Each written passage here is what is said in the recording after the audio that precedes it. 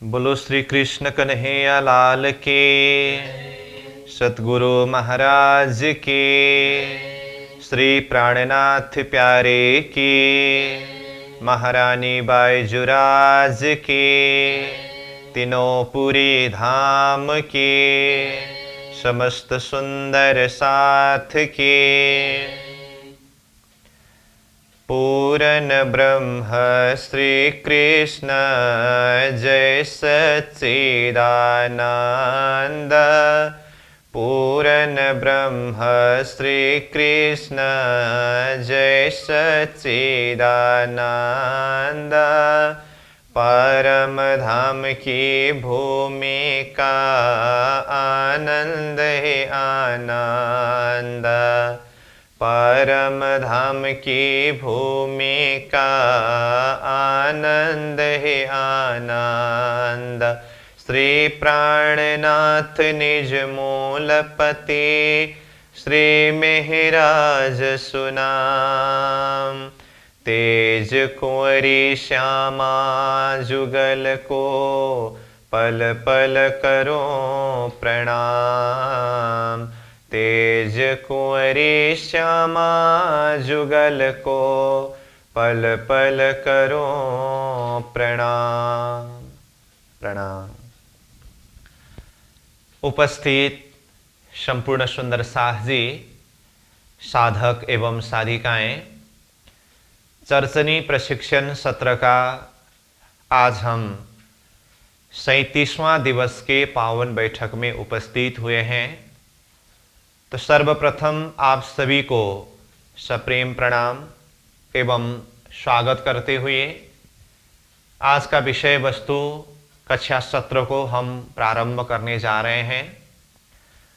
हमारा विषय प्रसंग चल रहा है रंग महल का तीसरी भौम, जिसकी विशेषता है पड़साल। तो तीसरी भौम पड़साल के प्रसंग में कल हमने ये जो चर्चा किया उसको थोड़ा सा एक बार रिकैप करें। तो जैसे 28 स्तंभ के चौक से पूर्व तरफ ये पहला गली की जगह हमें 4 मंदिर का चबूतरा, और 6000 मंदिर के हार की जगह हमें दरवाजा 2 मंदिर सहित दाएं बाएं का एक एक मंदिर, 4 मंदिर की जगह में दहलान, और दहलान से उत्तर दक्षिण दोनों तरफ 3-3 मंदिर। फिर ये 10 मंदिर का लंबा 2 मंदिर का चौड़ा झरोखा। तो ये चबूतरा दहलान सहित दाएं बाएं का 3-3 6 मंदिर, और ये झरोखा तीसरे भौम की जमीन से 3 सीढ़ी ऊंचा उठा है। और उसके साथ में ये दहलान से दक्षिण तरफ का दूसरा मंदिर, जिसको नीलो पीलो मंदिर कहा, और 6000 मंदिर की दूसरी हार में 28 स्तंभ के चौक से दक्षिण तरफ का पहला मंदिर आसमानी रंग का मंदिर करके वर्णन किया। झरोखा के दक्षिणी किनार में ये उत्तराभिमुख सिंहासन है। तो समग्र में चबूतरा, दहलान और झरोखा मिला करके पड़साल कहते हैं करके कहा। तो इसके साथ में अष्टप्रहर की लीला प्रसंग हमने सारांश रूप में चर्चा किया, क्योंकि श्रीनाथ जी की अष्टप्रहर की लीला प्रसंग में 3 प्रहर की लीला ये तीसरी भौम में ही होती है। तो किस किस प्रहर में कहाँ कहाँ कैसी कैसी लीलाएं होती है ये भी हमने सारांश रूप में चर्चा किया। तो ये समग्र में पड़साल का वर्णन और अष्टप्रहर की लीला वर्णन प्रसंग हुआ। तो अब आज हम पहले यहाँ जो हमने नक्शा के माध्यम से कल जो चिंतन किया, इसको चर्चनी पॉट के नक्शा के द्वारा देखेंगे। उसके बाद फिर वृत्ति के शब्द के माध्यम से ये तीसरी भौम की शोभा और जो अष्टप्रहर की लीला प्रसंगों को भी जोड़ दे करके जो वर्णन किया है उसको अध्ययन करेंगे। तो आइए पहले हम चर्चनी पॉट के नक्शा के द्वारा ये पड़साल की शोभा को देखें। तो ये देखिए, जैसे 28 स्तंभ के चौक से भीतर का चौरस हवेली में सीढ़ी के मंदिर से आए, तो पहले 28 स्तंभ के चौक के अंदर प्रवेश करें। तो 28 स्तंभ के चौक के पूर्वी किनारे में देखिए तो ये दरवाजे का सामने का 2 मंदिर और दाएं बाएं का एक एक मंदिर, 4 मंदिर की जगह में यहाँ प्रथम गली की जगह में देखिए यहाँ से सीढ़ी, यहाँ से सीढ़ी, यहाँ से सीढ़ी लगा। इसका मतलब ये 3 सीढ़ी ऊंचा चबूतरा है। और उसके बाद ये दरवाजा का हांस में जो मंदिर है ये मंदिर में से ये बीच में देखिए दरवाजा का 2 मंदिर और दाएं बाएं का एक एक मंदिर की जगह, यानी कि 4 मंदिर की जगह खाली है। ये है दहलान। और दहलान से उत्तर तरफ 3 मंदिर है, 1 2 3 मंदिर। दक्षिण तरफ 3 मंदिर है, 1 2 3 मंदिर। तो ये गली से ये मंदिर में आने के लिए देखिए तो यहां से सीढ़ी लगा है और इसमें भी यहां से सीढ़ी लगा है। और ये देखिए 25 मंदिर वाला हांस का अंतिम मंदिर से दरवाजा का हांस का ये पहला मंदिर में आने के लिए यहां से सीढ़ी लगा है, देखिए।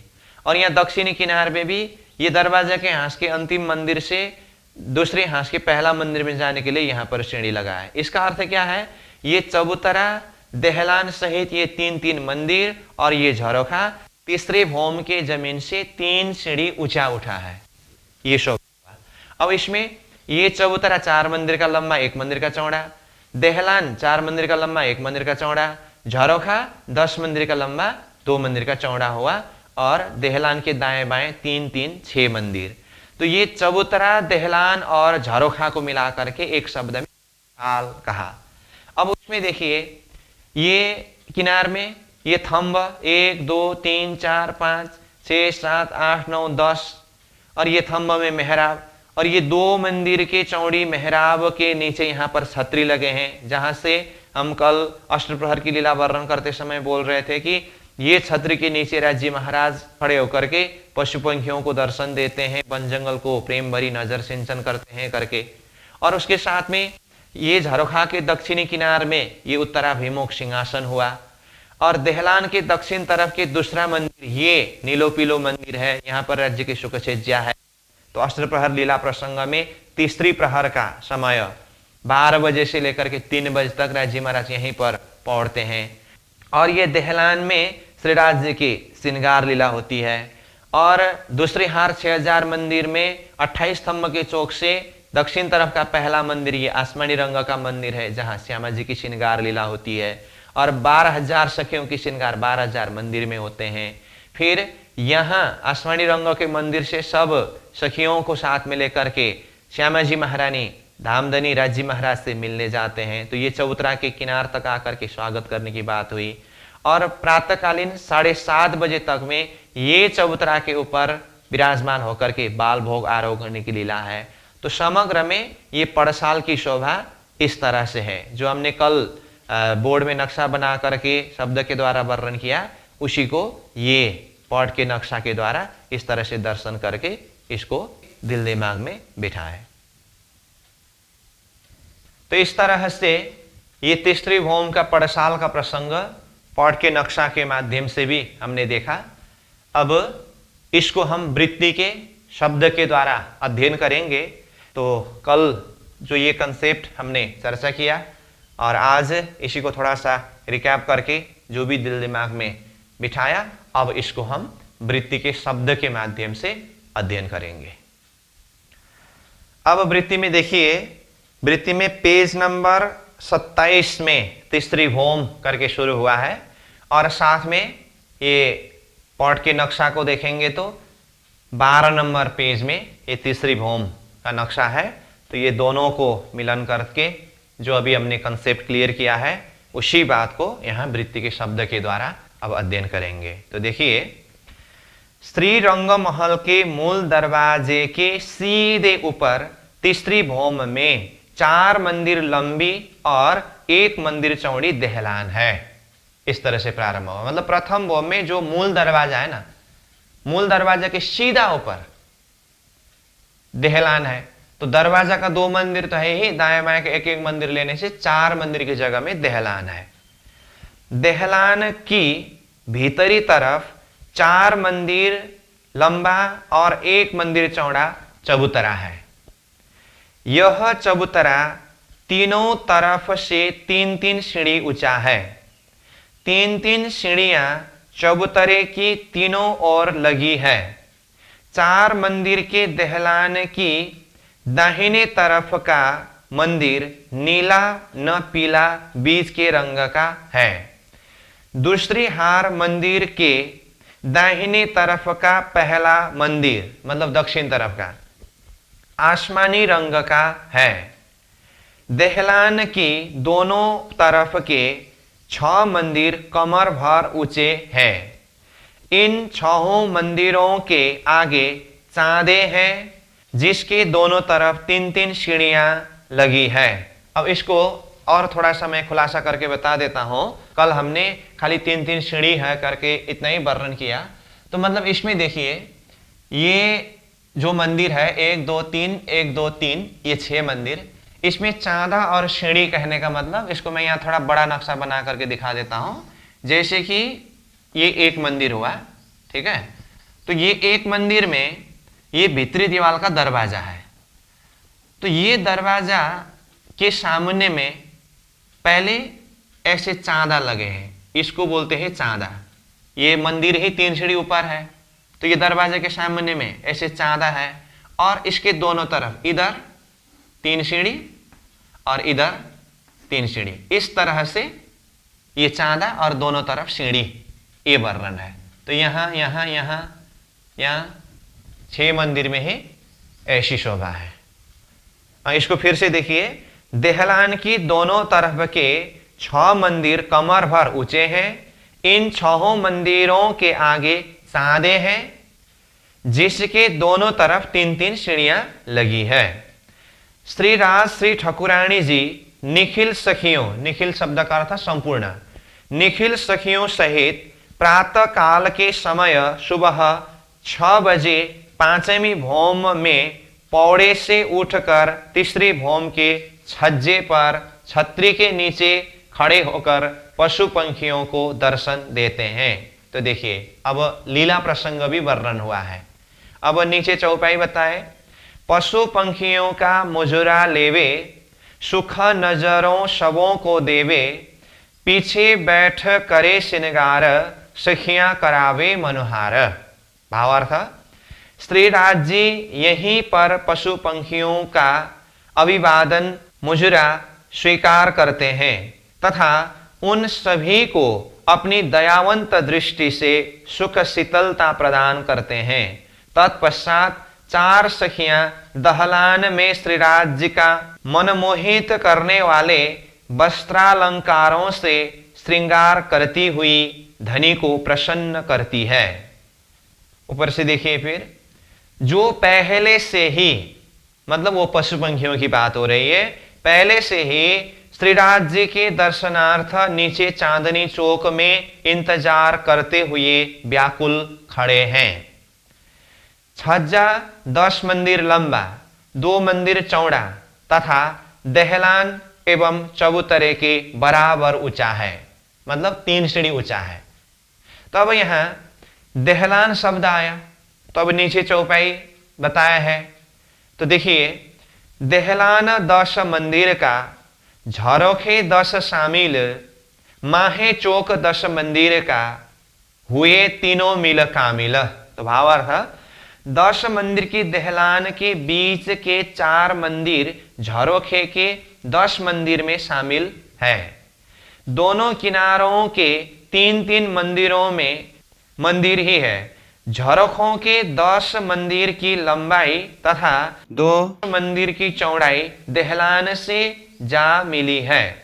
दहलान के अंदर स्थित चबूतरे की 4 मंदिर की लंबाई और 1 मंदिर की चौड़ाई के दहलान से मिल जाने पर तीनों के मध्यस्थ भाग में 4 मंदिर लंबा चौड़ा अति सुंदर ठौर चौक कमाल की शोभा सुंदरता लिए शोभायमान है। उसे ठौर बड़े दरवाजे विशाल कहा गया है। यहीं पर तो रोज सुबह नृत्य गानादि का कार्यक्रम होता है। ठीक है, ऊपर से देखिए अब फिर, छज्जा, दहलान और चबूतरा ये तीनों मिलकर पड़साल बना है। पड़साल शब्द आते फिर नीचे चौपाई है, तीजी भौम की जो पड़साल, ठौर बड़े दरवाजे विशाल, धनी आवत है उठी प्रात, बन सिंचत अमृत अघात। भावार्थ, श्री रंगमहल के विशाल मूल द्वार के सीधे ऊपर तीसरी भौम में खुला स्थान पड़साल है। श्री धामधनी प्रातः समय यहाँ आते हैं और छतरी के नीचे खड़े होकर अपनी अमृतमयी दृष्टि से सन्मुख वनों को सींचकर तृप्त करते हैं।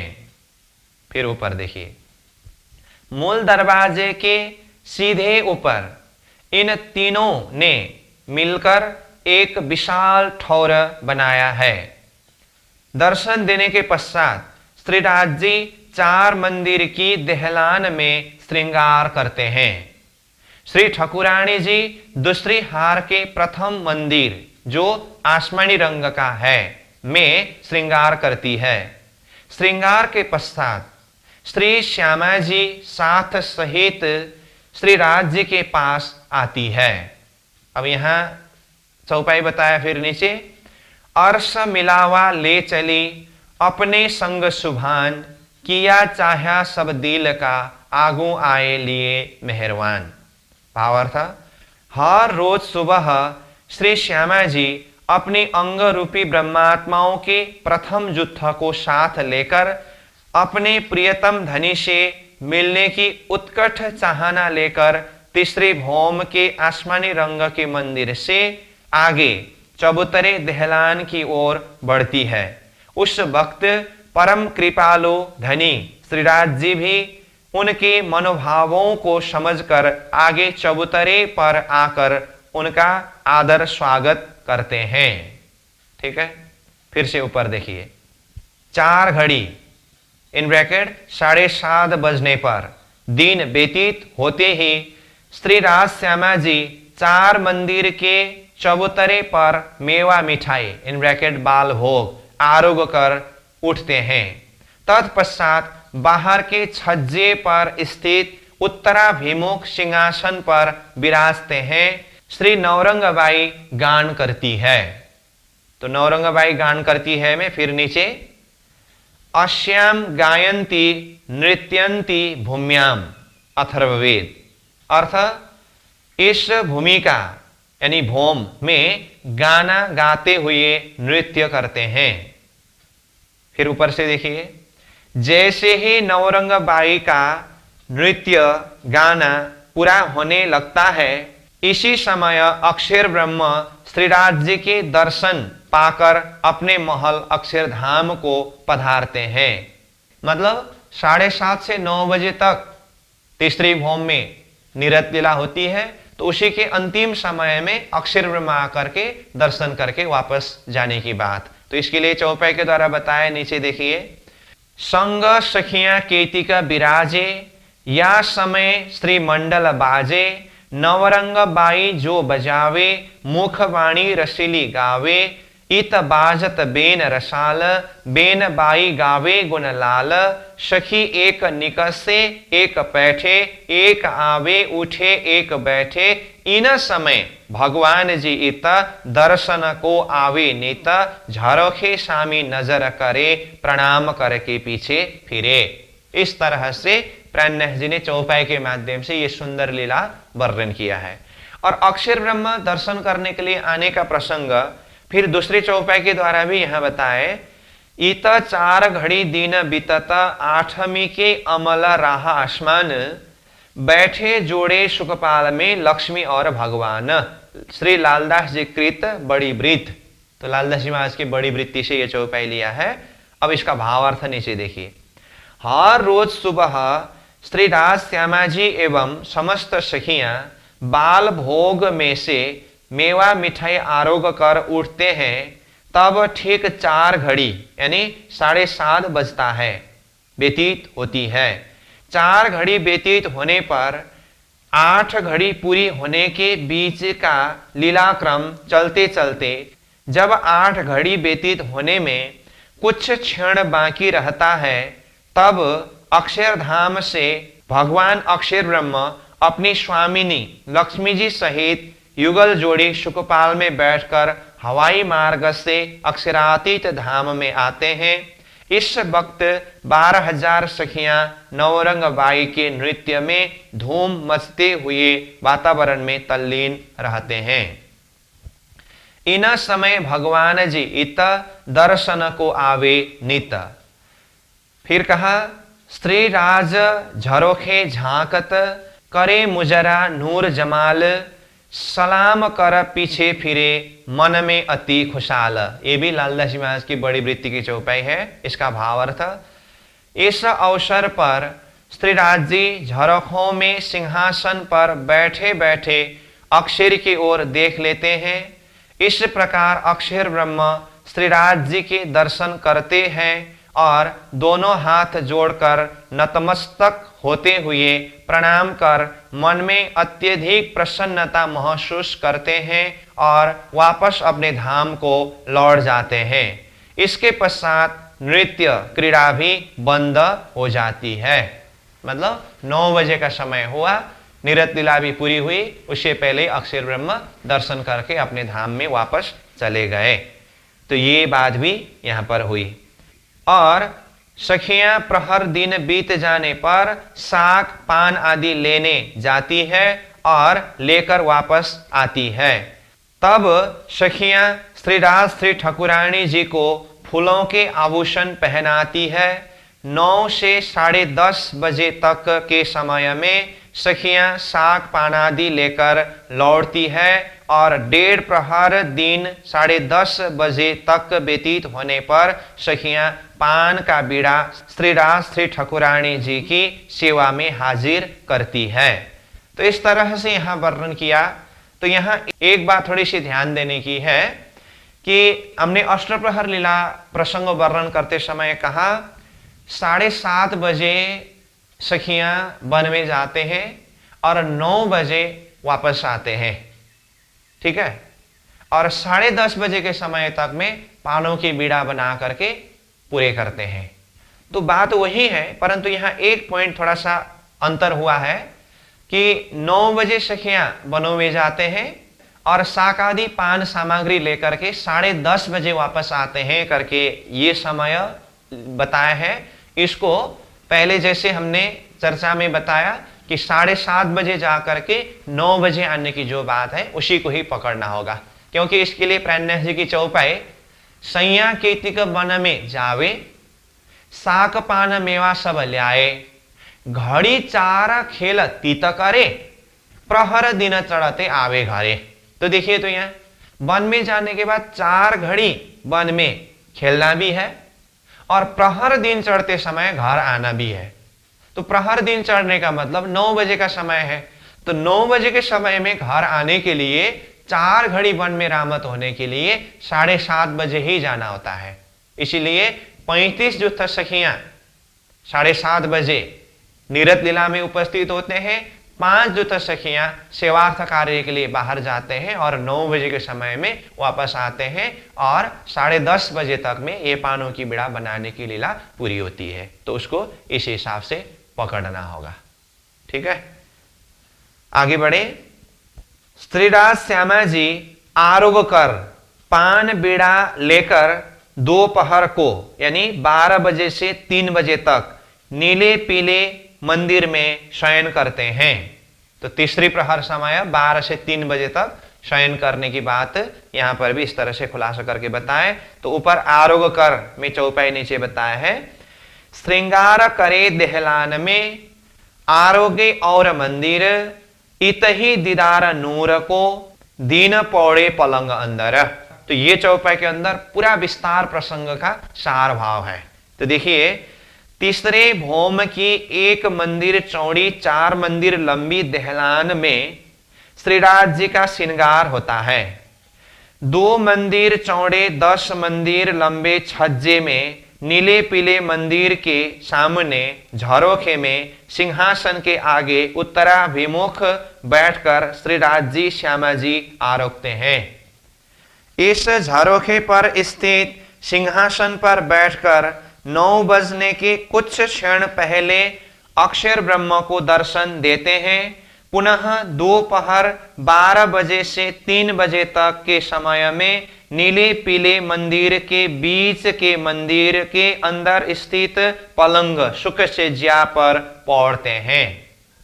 फिर ऊपर से देखिए, निखिल सखीगण तले प्रथम भौम की रसोई की चौक में आरोग के आती है और पान का बीड़ा लेकर वन में खेलने चली जाती है।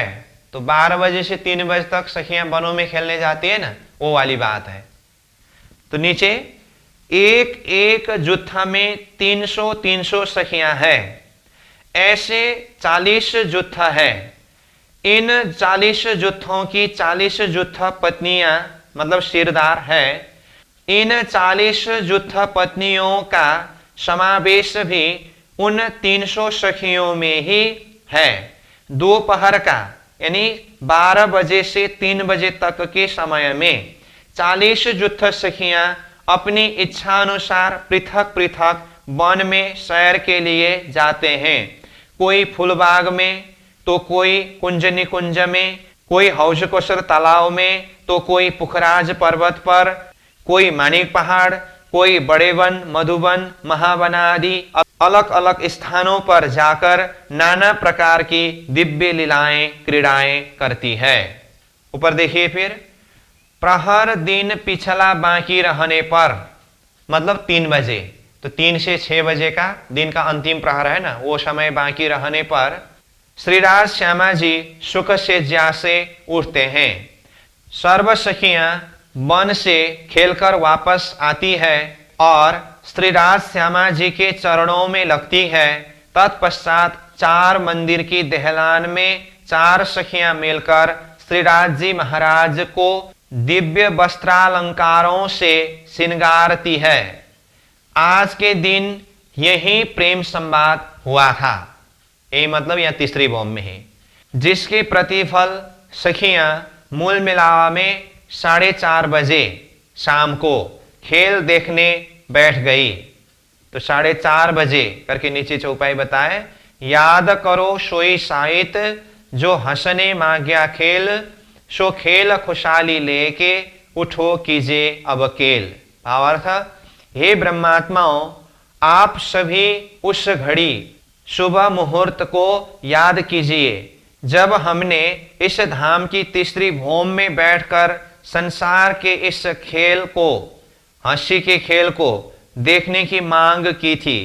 अब इस खेल की आनंदमयी खुशहाली को अपने हृदय में धारण कर पुनः वहीं पर मूल मिलाव में जागृत होना है, जहां पर बैठकर हम खेल देख रहे हैं। उसके पश्चात तो अपने धाम धनी के साथ आनंद विहार करेंगे ही। फिर ऊपर से देखिए, अतः स्वप्न की तरह ब्रजमंडल में उतरी। इसके यानी कि श्रृंगार के पश्चात सुखपाल की इच्छा करते ही उसी क्षण छठी भौम के सुखपाल यहाँ तीसरी भौम के झरोखे में आकर सेवा में उपस्थित होते हैं। तब एक सुखपाल में श्री युगल स्वरूप विराजमान होते हैं। तो नीचे फिर इस विषय में कहा है, 6001 सुखपाल इच्छा करते ही सेवा में उपस्थित हो जाते हैं। श्री इंद्रावती तथा श्री सुंदरबाई इन दोनों सखियों की प्रार्थना आग्रह के कारण श्री राज श्यामा जी उनके सुखपाल में बैठते हैं। इसीलिए श्री राज श्यामा जी का सुखपाल कोतल यानी कि खाली जाता है। सुखपाल में बैठे श्री राज श्यामा जी को दोनों सखियां चंवर डोलाती है। अन्य एक एक सुखपाल में 2-2 सखियों की जोड़ी विराजती है। फिर ऊपर से देखिए, अन्य प्रत्येक सुखपाल में 2-2 सखियों की एक एक जोड़ी विराजती है। अंतरिक्ष में देखने पर ऐसा प्रतीत होता है कि मानो मनवेगी सुखपालों की आसमान में सवारी छाई चली जा रही है। श्री राज श्री ठाकुरानी जी समस्त सुंदर साथ को लेकर पाट घाट पधारते हैं। तो पाट घाट करके अब फिर नीचे इस विषय में थोड़ा सा व्याख्या किया। जिस दिन परमधाम छोड़कर सखियां खेल में आई, उस दिन सैर के लिए पाट घाट में जाने का प्रसंग था, इसीलिए पाट घाट का नाम आया है। परमधाम के समय 4:30 बजे से आज के दिन पाट घाट की सैर के बदले संसार रूपी धोबी घाट में आकर सखियां धोबिनी बन गई है। फिर ऊपर से देखिए, इच्छा अनुसार 25 पक्षियों में से किसी भी पक्ष में सैर, क्रीड़ा और मनोरंजन आदि करने जाते हैं। तो पाठ घाट करके कहा, आज का दिन पाठ घाट जाने के प्रसंग होने से पाठ घाट का नाम बताया। फिर यहाँ इच्छा अनुसार 25 पक्ष में से किसी भी पक्ष में शब्द अन्य दिनों के प्रसंग के हिसाब से ये शब्द आया। तो यहाँ जैसे 25 पक्षों में शब्द आया, तो अब नीचे 25 पक्ष करके धाम, तालाब, कुंज बन जोए, माणिक नहरे बन की सोहे, पश्चिम चौगान बड़ोबन कहिए, पुखराज जी जमुना जी लइए, आठों सागर आठों जिमी के, ये 25 पक्ष धाम धनी के करके 25 पक्ष का नाम इस तरह से यहाँ पर खुलासा करके बताए। और फिर दूसरे प्रकार से भी 25 पक्ष का नाम बताया, वो भी यहाँ है। यमुना ताल निकुंज वन, धाम नहर चौगान, अष्ट सिंधु युत अष्टभू, द्विगिरी बड़ोबन जान। इस तरह से इसमें भी यमुना, ताल, निकुंज, धाम, नहर, पश्चिम चौगान, अष्ट सिंधु मतलब 8 सागर, युत अष्टभू मतलब 8 जिमी, और द्विगिरी मतलब पुखराज पर्वत और माणिक पहाड़, और बड़ोवन। इस तरह से ये 25 पक्ष का नाम दूसरे प्रकार से है। ठीक है, तो इन 25 पक्षों में से इच्छाचारी अलग अलग स्थानों में सैर के लिए जाते हैं। फिर आगे देखिए ऊपर से, जब वहां रमते खेलते 6 घड़ी दिन व्यतीत हो जाता है और 2 घड़ी दिन शेष रह जाता है, तब सर्व सखियों सहित श्री राज श्री ठाकुरानी जी 1 घड़ी में झिलना यानी कि जल क्रीड़ा और 1 घड़ी में श्रृंगार करते हैं। कृष्ण पक्ष में श्री राज श्यामा जी तथा समस्त सुंदर साथ तले के भोम के चांदनी चौक में सुखपाल से उतरते हैं। श्री राज जी की आज्ञा पाते ही सभी सुखपाल छठी भोम में पधारते हैं। 40 जुत्था सखियों में से लाडवाई की जुत्था रसोई की चौक में रसोई तैयारी करती है। अन्य 39 जुत्था सखियों सहित श्री राज श्यामा जी चांदनी चौक में पशु पंखी तथा जानवरों के नाच गान क्रीड़ा आदि का अवलोकन करते हैं। रसोई तैयार होते ही श्री राज जी पशु पंखियों तथा जानवरों को अपने अपने स्थान पर पधारने की आज्ञा देते हैं तथा श्री श्यामा जी एवं निखिल सखियों सहित स्वयं रसोई की चौक में आरोग्य कर चौथी भौम में पधारते हैं। कृष्ण पक्ष में चौथी भौम में प्रहर रात्रि तक देखे दुल्हा निरत अर्थात श्यामा जी तथा सखियों के साथ नृत्य देखते हैं और तत्पश्चात 5वीं भौम में पौड़ते हैं तथा शुक्ल पक्ष में 1 प्रहर रात्रि तक वन में अनेक प्रकार की लीला क्रीड़ा करते हैं एवं वहीं वन में आरोग्य कर 5वीं भौम में पौड़ते हैं तथा शयन लीला करते हैं। इस प्रकार 25 पक्ष में सैर के लिए जाते हैं। तो इस तरह से ये तीसरी भौम प्रसंग वृत्ति के द्वारा पूरा हुआ। अब हम चलते हैं चौथी भौम में। तो आइए अब हम तीसरी भौम से चौथी भौम में प्रस्थान करते हैं। तो चौथी भौम में जाने के लिए वही 28 स्तंभ के चौक से आगे चौरस हवेली का ईशान कोण से पश्चिम तरफ का तीसरे मंदिर सीढ़ी के मंदिर से जाना है। तो जैसे हम चौथी भौम में पहुंचे तो चौथे भौम की सारी शोभा प्रथम भौम की तरह ही है। अब चौथी भौम की विशेषता है निरतशाला। तो इसीलिए पहले हम ये निरतशाला यानी कि निरत कक्ष का लोकेशन कहाँ है वो लोकेशन के विषय में चर्चा करेंगे। उसके पश्चात फिर वो निरतशाला की शोभा अथवा बनक कैसे हैं उस विषय में चर्चा करेंगे। साथ में फिर पट के नक्शा और वृत्ति के शब्द के द्वारा भी देखेंगे। तो आइए पहले चौथी भौम की निरत कक्ष का लोकेशन। जैसे प्रथम भौम के हिसाब से कहें तो प्रथम भौम में 28 स्तंभ का चौक से आगे पहला चौरस हवेली यानी कि ये 28 स्तंभ का चौक हो तो ये पहला चौरस हवेली रसोई का चौक था और ये चौरस हवेली सहित 4 चौरस को पार करके, जैसे ये गोल हवेली, पहला गोल हवेली आया था, तो ये पहला गोल हवेली मूल मिलावा था। तो अब हम प्रारंभ कर रहे हैं चौथी भौम, परंतु मैंने प्रथम भौम में रसोई का चौक और मूल मिलावा करके यहां से बात किया। इसका मतलब क्या है, अब प्रथम भौम में जो ये पहला चौरस हवेली रसोई का चौक, इसका लोकेशन हमें पता है, और ये पहला गोल हवेली अथवा 5वां चौक मूल मिलावा ये भी हमें पता है।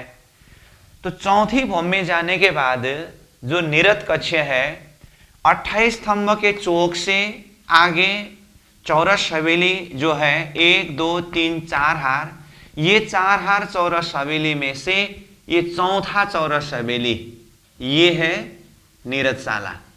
मतलब प्रथम भौम के लोकेशन से अगर कहना हो तो मूल मिलावा वाला हवेली से पहला वाला चौरस हवेली ये जो है चौथी भौम में, इसी में निरत कक्ष है। तो समझना सहज है, प्रथम भौम में 28 स्तंभ के चौक से आगे का पहला चौरस हवेली रसोई का चौक, वो प्रथम भौम है ना, तो प्रथम भौम में प्रथम चौरस हवेली रसोई का चौक, चौथी भौम में चौथा चौरस हवेली जो है वो नीरजशाला। तो ये हुआ लोकेशन। अब ये नीरजशाला अथवा निरत कक्ष की शोभा कैसे है उसको हम यहाँ नक्शा के माध्यम से वर्णन करेंगे। वैसे तो चौरस हवेली के विषय में हमने पहला भौम का प्रसंग में ही चर्चा किया है, फिर भी मैं इसको थोड़ा सा नक्शा बना करके ही बता दूं। तो जैसे देखिए, लोकेशन के लिए हम बोल रहे हैं कि चौथी भौम में 28 स्तंभ के से भीतर चौरस हवेली के 4 हार में से चौथा हार चौरस हवेली जो है वो निरत कक्ष का लोकेशन है। तो जैसे ये एक चौरस हवेली है, तो इसका लंबाई चौड़ा 23 मंदिर का लंबा चौड़ा है, और इसमें तीनों दिशा, मतलब ये दक्षिण हुआ और ये पश्चिम और ये उत्तर दिशा, तीनों तरफ मध्य का दरवाजा की जगह में दरवाजा ही है, दक्षिण में भी, पश्चिम में भी और उत्तर में भी। और दक्षिण में देखें तो जैसे दरवाजा से पूर्व तरफ 10 मंदिर, 1 2 3 4 5 6 7 8 9 10 और ये कोने का मंदिर है, ठीक है। और दरवाजा से पश्चिम तरफ भी 1 2 3 4 5 6 7 8 9 10, तो 20 मंदिर ये हुआ। पश्चिम तरफ देखिए, दरवाजा से दक्षिण तरफ 1 2 3 4 5 6 7 8 9 10, फिर दरवाजा से उत्तर तरफ भी 1 2 3 4 5 6 7 8 9 10, 20 मंदिर जैसा का तैसा है। अब उत्तर दिशा की तरफ दरवाजा से पश्चिम का 10 मंदिर, 1 2 3 4 5 6 7 8 9 ये 10, फिर पूर्व तरफ भी 1 2 3 4 5 6 7 8 9 10 और ये कोने का मंदिर का हुआ, ठीक है। तो ये तीनों दिशा में मंदिर जैसा का तैसा है। अब पूर्व दिशा के लिए क्या कहा, जैसे ये पूर्व दिशा में दरवाजा का जगह है तो होना चाहिए, तो यहां भी चौरस हवेली के हिसाब से देखें तो ये मध्य में दरवाजा और दाएं बाएं 1 2 3 4 5 6 7 8 9 10, इधर भी 1 2 3 4 5 6 7 8 9 10। इस तरह से चौरस हवेली में ही देखें तो पूर्व दिशा में भी 10 10 20 मंदिर ही है, लेकिन ये निरत कक्ष जो है इसमें ये 20 मंदिर का ही बाहरी दीवार, भीतरी दीवार, संधि दीवार, सब दीवार नहीं है, इसीलिए यहाँ खाली थंब की जगह में थंब ही है। इसलिए ये चौरस हवेली की तरह शोभा बताने के लिए एक बार यहाँ मंदिर बना करके दिखाया, लेकिन ये सारा मंदिर यहाँ नहीं है। तो इस जगह में खाली क्या है, भीतरी दीवार और बाहरी दीवार की जगह में थंब 2 3 4 5 6 7 8 9 10, ये 10 मंदिर तरफ का हुआ। ये दरवाजा का जगह हो गया 1 2 3 4 5 6 7 8 9, यहाँ तक में 10, ये 10 मंदिर का हुआ। ठीक इसी तरह से 2 3 4 5 6 7 8 9 10, 1 2 4 5 6 7 8 9 10। तो देखिए 1 2 3 4 5 6 7 8 9 10, तो ये 10 मंदिर का जगह है, यहाँ तक थंब ही है। और ये तो दरवाजा हुआ, ठीक है। फिर दरवाजा से उत्तर तरफ भी 1 2 3 4 5 6 7 8 9 10, 10 मंदिर का ही जगह है, मतलब 20 मंदिर का जगह हुआ पूरा। तो उस जगह हमें थंब ही है, तो थंब होने से ये दहलान हुआ, ठीक है। अब इसके अलावा ये मंदिर के हार से बाहर जो थंब का हार है ना, थंब का हार जैसे पहले चौरस हवेली का वर्णन करते समय ही हमने ये तो पूरा वर्णन किया है कि प्रत्येक संधि दीवार के बाहर थंब होने से एक दिशा में 25 थंब है। तो इस तरह से अब चारों तरफ का मिलाकर के ये 100 थंब होता है, ठीक है। अब इसमें देखिए पूर्व तरफ भी ये थंब पूरा सीधा सीधा में थंब है, ये बाहर तरफ का थंब है, ठीक है, ये थंब हुआ। और यहाँ दक्षिण तरफ भी देखें, अब मैं इस तरह से ये समझ है ही, इसलिए बारीकी से गिनती करके नहीं बना रहा हूं, मतलब चारों तरफ थंब का हार जो एक दिशा में 25 थंब है। फिर ये मंदिर से भीतर, एक मंदिर भीतर जाते समय थंब का दूसरा हार है।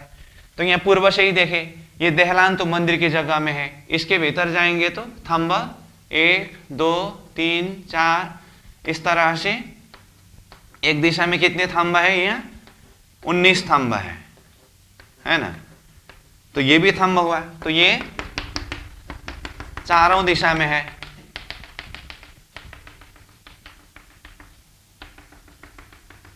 ये हुआ, ठीक है। अब ये थंब के हार से भी एक मंदिर भीतर जाएंगे तो क्या है, 3 सीढ़ी ऊंचा चबूतरा है ना। तो जो चबूतरा का लंबा चौड़ा 17 मंदिर का है। प्रथम भाव में ही चौरस हवेली का वर्णन रसोई के हवेली प्रसंग में किया है। तो ये 17 मंदिर का लंबा चौड़ा चबूतरा है। अब इस चबूतरा के किनारे में भी थंब है। वैसे थंब देखने में 18 थंब होता है, लेकिन हिसाब का 17 थंब होता है। अब यहाँ मैंने बारीकी से थंब गिनती नहीं किया हूँ, खाली मैं नमूना ही बना रहा हूँ। ये पहले ही पूरा डिटेल वर्णन हुआ है। वैसे तो ये भी अभी भी यहाँ नक्शा बनाने की जरूरत तो नहीं थी, फिर भी एक बार क्लियर ही हो उस हिसाब से मैं यहाँ मेहनत करके बना के दिखा रहा हूँ। तो समग्र में ये शोभा हुई।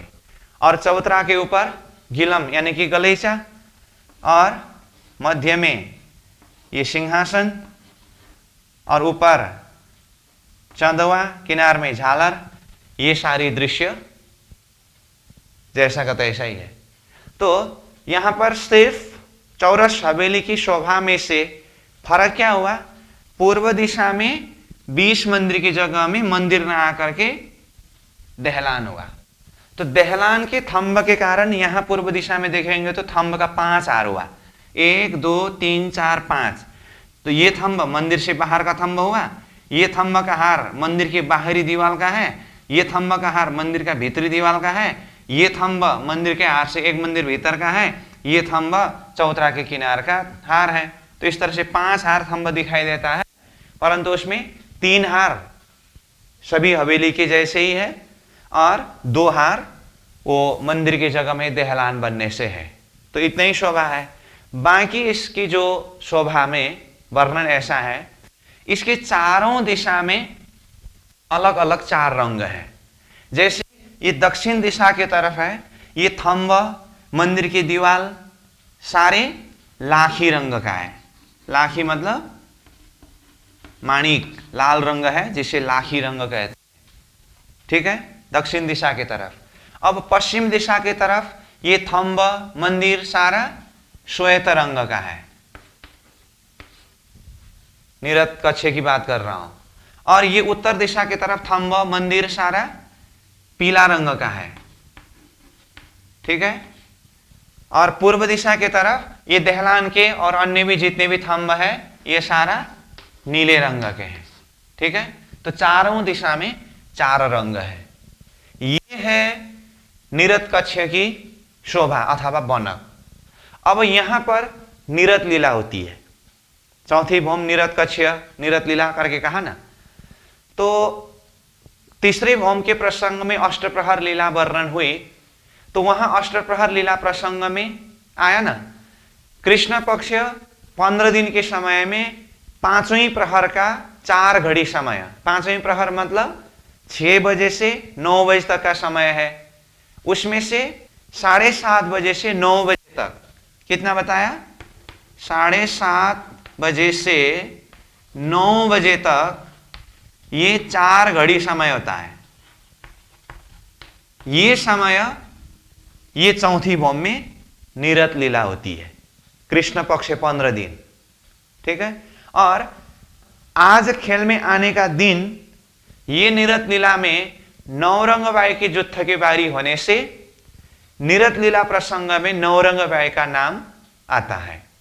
और प्रथम प्रहर के समय में भी 7:30 से 9 बजे तक निरत लीला होती है, जो तीसरे भौम के पड़साल में। और रात्रिकालीन समय में भी ये 7:30 से 9 बजे निरत लीला होती है चौथी भौम में, कृष्ण पक्ष 15 दिन। और शुक्ल पक्ष 15 दिन में भी निरत लीला तो होती है, परंतु वन में है। तो अब ये कृष्ण पक्ष 15 दिन और शुक्ल पक्ष 15 दिन के निरत लीला में से कृष्ण पक्ष 15 दिन चौथी भौम में निरत लीला करने वाले सखियों के युद्ध का नाम निश्चय है, जो वृत्ति में ही लिखे हैं। और शुक्ल पक्ष 15 दिन में जो वन में ही निरत लीला होती है उनका नाम निश्चय नहीं है। तो अब बाकी जो भी शब्दावली है निरत लीला प्रसंग में और यहाँ के वर्णन प्रसंग में वृत्ति के शब्द के माध्यम से ही हम सीधा अध्ययन करेंगे। तो समग्र में बात ये हुई कि चौथी भौम में 28 स्तंभ के चौक से भीतर चौथा चौरस हवेली निरत कक्ष है। अन्य चौरस हवेली और यह निरत कक्ष की शोभा एक समान है, परंतु पूर्व दिशा में विष मंदिर की जगह में दहलान है और इसके चारों दिशा में 4 रंग है। अब इसको हम पॉट के नक्शा के माध्यम से एक बार देखेंगे, उसके बाद फिर वृत्ति के शब्द के द्वारा अध्ययन करेंगे। अब ये नक्शा में देखिए, ये चौथी भौम पेज नंबर 13 का नक्शा है। तो ये है निरत कक्ष। तो ये चौथा चौरस हवेली है, उसके लिए निशानी यहां से भी देख सकते हैं। इससे पहले यहां चौरस हवेली दिखाई दे रहा है और ये दिखे तो गोल हवेली शुरू हो रहा है। तो गोल हवेली शुरू होने से पहले का चौरस हवेली ये हुआ। ठीक है, अब इसमें 3 दिशा यानी कि दक्षिण, पश्चिम और उत्तर दिशा में देखिए मंदिर की जगह में मंदिर जैसा का तैसा ही है। पूर्व दिशा में यहाँ देखिए ये मंदिर की जगह में मंदिर न होकर के यहाँ दहलान है। उसके अलावा मंदिर के हार से बाहर थंब का हार, भीतर थंब का हार, मध्य में चबूतरा, चबूतरा में थंब और मध्य में सिंहासन। ये सारी शोभा चौरस हवेली में जैसा है इसमें भी वैसा ही है। फर्क खाली पूर्व दिशा के ये 20 मंदिर की जगह में दहलान है, इतना ही फर्क है। तो ये चौथी भौम निरत कक्ष की बात है। तो इस तरह से हमने पॉट के नक्शा के माध्यम से भी ये निरत कक्ष की शोभा को देखा। अब इसी बात को हम वृत्ति के शब्द के माध्यम से सीधा अध्ययन करेंगे। अब वृत्ति में देखिए पेज नंबर 35 में चौथी भौम, और यहां नक्शा सामने में रख करके देखेंगे तो पेज नंबर 13 है। अब वृत्ति के शब्द मैं शुरू कर रहा हूं। चौथी भौम, श्री परम धाम की चौथी भौम में 36 हार हवेली की प्रथम पाती फिरावा की चौथी चौरस हवेली में नृत्य की बाखर नृत्यशाला नाट्य गृह है, जिसमें उत्तर, दक्षिण और पश्चिम तीनों दिशाओं में 20-20 मंदिर है। सामने पूर्व दिशा में 20 मंदिर की दहलान है। उस दहलान में मंदिरों के स्थान पर 20-20 थंबों की 2 हारें हैं। दक्षिणी दाहिनी तरफ लाखी रंग की दीवार है और उत्तरी बाईं तरफ पीले रंग की दीवार है। पश्चिमी पीछे दिशा की तरफ श्वेत रंग की दीवार है तथा सामने पूर्व दिशा में रत्न जड़ित नीले रंग के थंब प्रकाशमान है। जहां जिस जिस रंग की दीवार है वहां उन रंगों के थंब प्रकाशित है। श्री राज श्यामा जी श्वेत दीवार को पीठ देकर पूर्वाभिमुख होकर सिंहासन पर आसीन होते हैं और निखिल सखीगण चारों ओर भरकर बैठती है। श्री नवरंग बाई श्री राज जी के अनेक आनंदोत्पादक गुणों का गान करती हुई विभिन्न प्रकार से नृत्य करती है। अब श्री नवरंग बाई शब्द आया तो नीचे चौपाई बताया है। महबूब को रिझाने अनेक कला साधत और नजर ना कर सके बंद ऐसे ही बांधत। भावार्थ, यहाँ चौथी भौम की नृत्यशाला में नृत्य करने वाली सखियां भी अपनी प्रियतम धनी को अत्यधिक प्रसन्न करने के लिए विभिन्न प्रकार की कलाओं का प्रदर्शन करती है। वे इस वक्त सबकी दृष्टि को अपनी ओर आकर्षित कर इस तरह बांध लेती है कि कोई भी अन्यत्र दृष्टि डाल ही नहीं सकता। आज नवरंग बाई की जुत्थ की नृत्य है।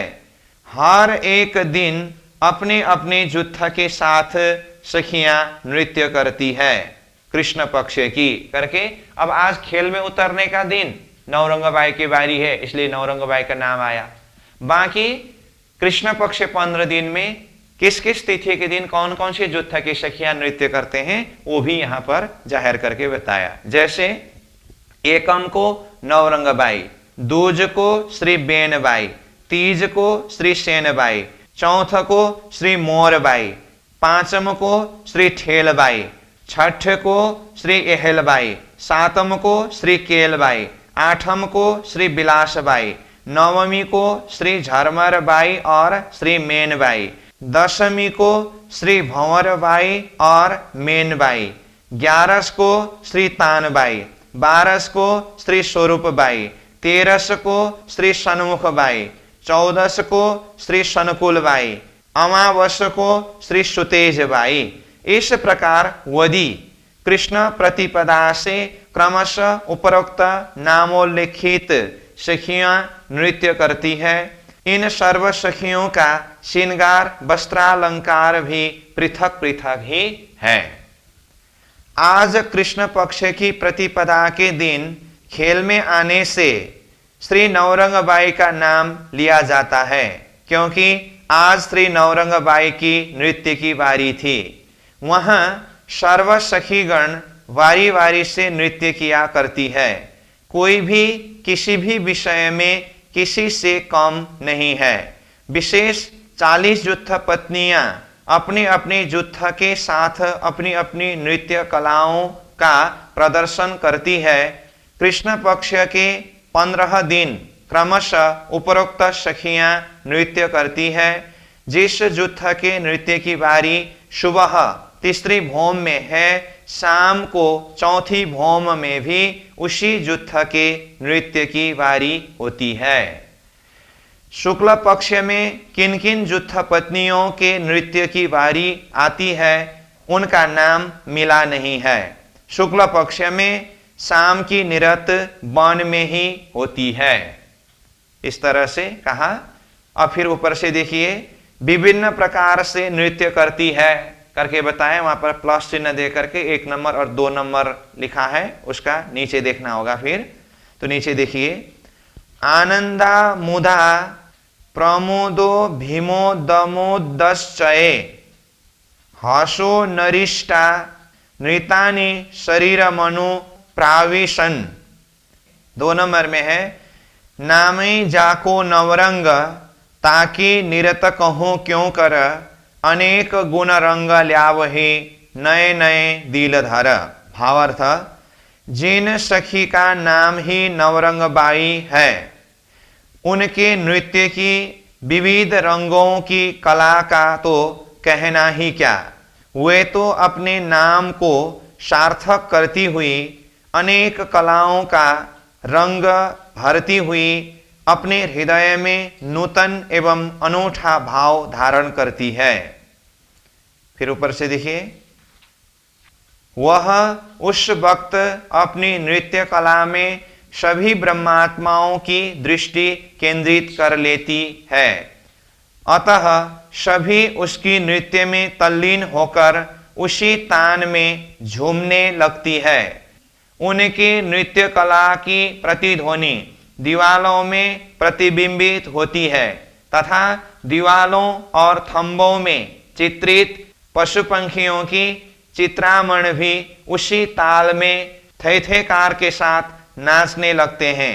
इस तरह श्री नवरंगबाई नृत्य की धूम मचाकर सबको आनंदित करती है। इस तरह जब नृत्य देखते देखते प्रहर रात्रि व्यतीत हो जाती है, तब श्रीराज जी सर्व सखियों को यहीं चौथी भौम से अपने अपने मंदिर में शयन के लिए जाने की आज्ञा देते हैं। सर्व सखियां श्रीराज श्यामा जी के चरण लगते हुए यहीं से विदा लेकर अपने अपने मंदिर में चली जाती है। 21 सखियां श्रीराज श्यामा जी के साथ रहती है। तो 21 करके नीचे चौपाई देखिए, पिछला विषेक पियो पासे रहिया शोभी आइया घरों सब सैया पियोजी सबों मंदिरों पधारे होत से ज्या नित्य बिहारे। भावार्थ, चौथी भौम से आज्ञा लेकर सभी सखियां अपने अपने मंदिर में चली जाती है। श्री युगल स्वरूप को शयन कराने के लिए 21 सखियां साथ में रह जाती है। ये 21 सखियां श्री युगल स्वरूप को रंग परवाली मंदिर में शयन कराने ले जाती है और श्री युगल स्वरूप को शयन करा के अपने अपने मंदिर में लौट जाती है। तत्पश्चात प्रियतम धनी अनंत स्वरूप धारण कर सर्व सखियों के मंदिरों में पधारते हैं तथा सर्व सखियां श्रीराज जी के स्वरूप को हृदय में धारण कर नित्य शैया विहार करती है। फिर ऊपर देखिए, ये सखियां श्रीराज श्यामा जी को 5वीं भौम के रंग परवाली मंदिर में शयन कराने ले जाती है। तो इस तरह से चौथी भौम प्रसंग भी पूरा हुआ। तो समग्र में चौथी भौम का लोकेशन, उसका बनक और वहां पर होने वाली लीला प्रसंग वर्णन हुआ। तो आज यहीं पर विश्राम करेंगे, कल फिर 5वीं भौम को अध्ययन करेंगे। पूर्णमदः पूर्णमिदं पूर्णात् पूर्णमुदच्यते पूर्णस्य पूर्णमादाय पूर्णमेवावशिष्यते। प्रणाम।